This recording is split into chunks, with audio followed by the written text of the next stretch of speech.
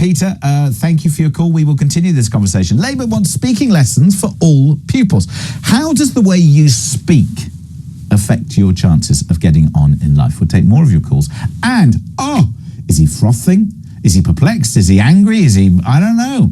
We'll be speaking to Dr. Roger Givold. That's next here on Talk. I could talk all morning, but we can't because I need to talk to somebody else who definitely doesn't have an accent, and I'm not going to extract the Michael at all. Andrew, thank you for your call. We'll take some more in a moment. However, Dr. Roger Givold is CEO of Fair Money, personal finance and credit expert, joins me now. Dr. Roger, good morning. Good morning, James. There is an argument that you have quite a strong accent and we'll have to work very, very hard in order to understand what the heck you're talking about. Okay, well, I'll try to speak like this then, if that's all right.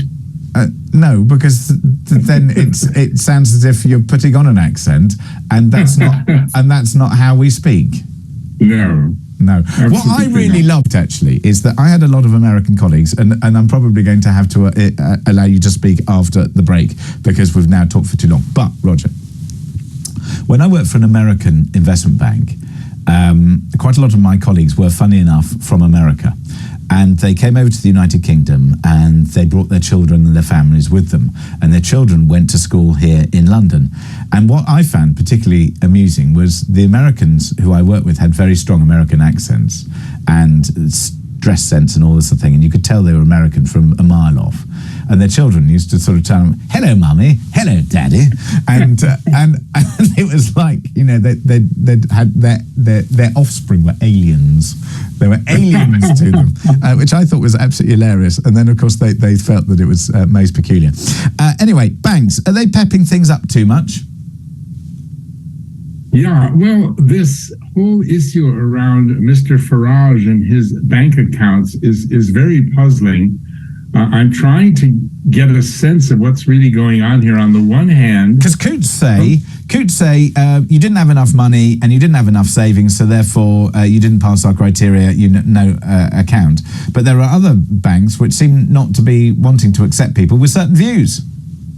Well, I mean, that's a good place that you raised to start, because he said, Farage, that 9 other banks have turned him down. Now, those banks certainly don't have the £1 million requirement that Coutts does, and yet they've turned him down. Secondly, I've received and am receiving every day loads of people contact me and saying, I have had an account with Coutts for 28 years, and I have never had £1 million in the account, and I don't now. The other theory is that he is on the PEP list, which is where the pepping it up comes from. Well, exactly, Roger, we're going to find out what the PEP list is and everything else in just a few moments' time.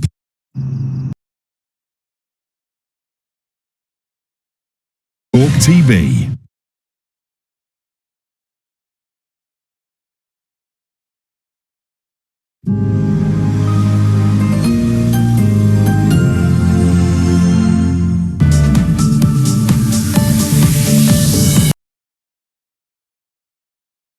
How does the way you speak affect your chances of getting on in life is what I'm asking you this morning. You can give me a call if you like. It's 0344 499 1000. So, also, by the way, we have to finish chatting to Dr. Roger Givold, who we'll come back to in a second. However, Sunil Sharma, COO for Conservative Friends for the Commonwealth, he joins me now. Sunil, good morning. Chatting to Dr. Roger Givold, who we'll come back to in a second. However, Sunil Sharma, COO for Conservative Friends for the Commonwealth, he joins me now. Sunil, good morning. Morning, man. Thank you very much indeed for joining us here on Talk. We will come to you and indeed the papers shortly. However, you have this pleasure to deal with. I was chatting just before to Dr. Roger Givold and we got distracted by Americans and their lovely accents. Right. And that meant that I didn't get on to the stories that Roger wanted to talk about. Roger, you were just about to tell us about pepping things up too much. What is pepping? Well, that's another possible explanation for Nigel Farage's troubles, James. PEP, P-E-P, is a list of politically exposed persons, it's called. Oh. That is people such as yourself, perhaps, who are public figures and therefore by definition, they say, more exposed to bribery and corruption and undue influence. So harder to deal with and requiring What kind of morals do you think I have, Roger? Unbelievable. You're putting me in the same category as politicians? How very dare you? Not just politicians, all sorts of politically exposed. All right, okay. Oh, I get it. Now, listen, stop talking about that because we're bored now, because nobody needs to talk about Nigel Farage anymore.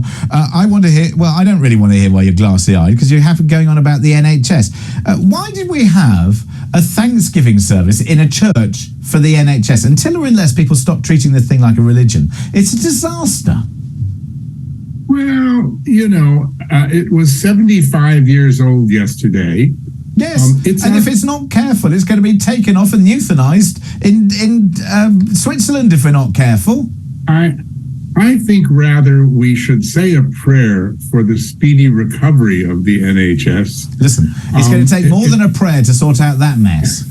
It certainly is. It is in a serious emergency. I'm sure you'll agree. There's generally nothing and nobody better. I agree that the NHS does incredible work. I think the concept and the principles by which it was set up, I think, are great. I think the way it is abused by a whole range of interested parties, politicians, and across the board is horrendous. And I think until or unless we understand that the world has changed in the last 75 years, and therefore we have to have a health system that's fit for today, not fit for history books, we're not going to make progress. But it's become such a hot potato that no politician of any political party is prepared to do what needs to be done in order to make it effective for us, the taxpayer. Well, in studying all of this very carefully, I've come to the conclusion, as with so much else of British organizations, there is simply too much middle management, too many managers on ridiculous salaries. That's what's keeping it from operating effectively. Right. And they need to get rid of... Let me bring Sunil into the conversation here. Sunil, listen, you've been listening patiently to Dr. Roger and I spouting off. Look, has the NHS become so politically toxic that nobody's really prepared to do what it needs to have done to it to fix it? Definitely. I think people are scared to actually talk about some of the clear issues the NHS has. I completely agree with Roger there in terms of the middle management. It's so clear. You have diversity officers getting paid over 100k, and the NHS is arguably the most diverse workforce that there is. You've got so much bureaucracy there, and it is becoming like a cult-like phenomenon, the NHS, which is bizarre. I don't think anyone expected that. But if you've got the largest employer in the country, the flip side to that would be you do need to make sure that if it has cultural issues, if there are issues in relation to how they recruit or how they train or how they work, you've got to sort that out. You cannot have I think kind of issue there. But then I think a lot of people will say, why do you need this kind of... Elon Musk stepped into Elon Musk stepped into Twitter and sacked pretty much everybody but the tea lady. And he hasn't failed in too many things that he's done. Well, you say that, but then Threads is going, and it's up, and it's about Roger. And during the course of the program, it's very exciting. I started with my profile before the show started. I've now got 54 followers. I know, but they wouldn't have started Threads if they didn't see Twitter as a model to emulate. It's Burger King, for goodness sake. It's proof that what Elon is doing is going to work. Or I hope it's more McDonald's than Burger King, because frankly, I think, I'd much rather have a Mackie D's than I would a Burger King. Yeah, exactly. But still, well, I shouldn't say that. But no, I don't. Our government is too weak.